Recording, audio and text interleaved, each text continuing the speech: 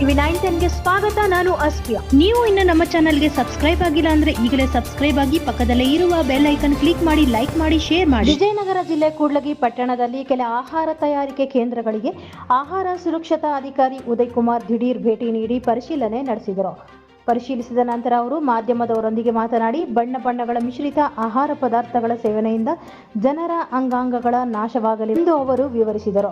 ಕಳಪೆ ಗುಣಮಟ್ಟದ ಆಹಾರ ಸೇವನೆಯಿಂದಾಗಿ ಆರೋಗ್ಯದ ಮೇಲೆ ಗಂಭೀರವಾಗಿ ದುಷ್ಪರಿಣಾಮ ಬೀರುತ್ತಿದ್ದು, ಸಾರ್ವಜನಿಕರು ಆರೋಗ್ಯ ಹಿತದೃಷ್ಟಿಯಿಂದ ಹಾನಿಕಾರಕ ಆಹಾರ ಸೇವನೆ ನಿಷೇಧಿಸುವುದು ಕ್ಷೇಮ ಎಂದರು. ಪಟ್ಟಣದ ಹಲವೆಡೆಗಳಲ್ಲಿ ಆಹಾರ ತಯಾರಿಸುವ ಅಂಗಡಿಗಳನ್ನು ಖುದ್ದು ಪರಿಶೀಲಿಸಿದ್ದು ಮತ್ತು ತಿಂಡಿ ತಿನಿಸುಗಳಲ್ಲಿ ಟೇಸ್ಟಿಂಗ್ ಪೌಡರ್ ಹಾಗೂ ಕೃತಕ ಬಣ್ಣಗಳನ್ನು ಹಾಕಿ ಆಹಾರ ತಯಾರಿಸುತ್ತಿರುವುದು ಕಂಡು ಅವರೇ ದಂಗಾದರು.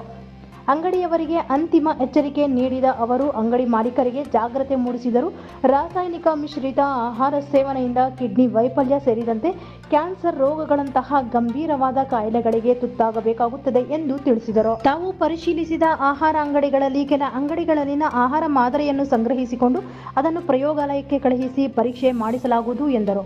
ಗಂಭೀರವಾದ ಹಾನಿಕಾರಕ ರಾಸಾಯನಿಕ ಅಂಶ ಆಹಾರದಲ್ಲಿ ಕಂಡುಬಂದಲ್ಲಿ ಅಂಗಡಿ ಮಾಲೀಕ ವಿರುದ್ಧ ಕಾನೂನು ರೀತಿಯ ಕ್ರಮ ಜರುಗಿಸಲಾಗುವುದು ಎಂದು ತಿಳಿಸಿದರು. ಅವರು ಪಟ್ಟಣದ ಕೆಲವೆಡೆಗಳಲ್ಲಿನ ಚಿಕನ್ ಎಗ್ ರೈಸ್ ಮತ್ತು ಗೋಬಿ ಮಂಚೂರಿ ಅಂಗಡಿಗಳಿಗೆ ತೆರಳಿ ಪರಿಶೀಲಿಸಿದರು.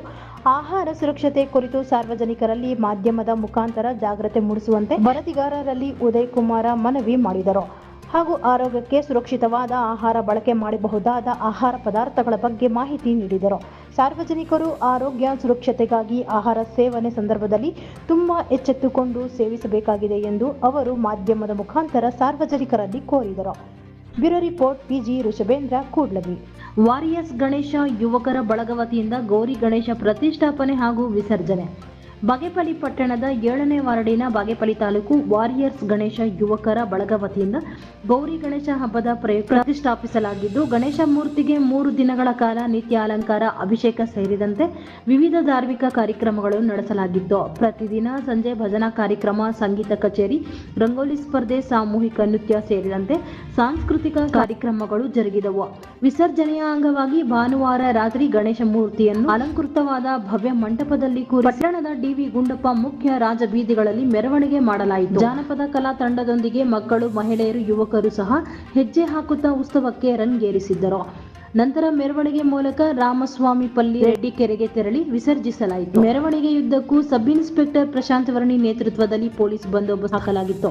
ಈ ಸಂದರ್ಭದಲ್ಲಿ ರಾಣಾ ಗೋಪಾಲರೆಡ್ಡಿ, ರಾಜಾರೆಡ್ಡಿ, ಡಿ.ವಿ. ಮಂಜುನಾಥ್, ನರೇಂದ್ರ, ಸಂದೀಪ್, ದರ್ಶನ್ ರೆಡ್ಡಿ, ಅಭಿಷೇಕ್, ಶ್ರೀನಿವಾಸ್, ಪ್ರವೀಣ್ ಕುಮಾರ್, ಪ್ರೇಮ್, ಶ್ರೀರಾಮ್, ಹರಿಪವನ್, ಭಾರ್ಗವ್, ಕಿರಣ್, ಶಶಿಧರ್, ಗೋಕುಲ್, ಶಶಾಂಕ್ ಸೇರಿದಂತೆ ಇತರರು ಹಾಜರಿದ್ದರು.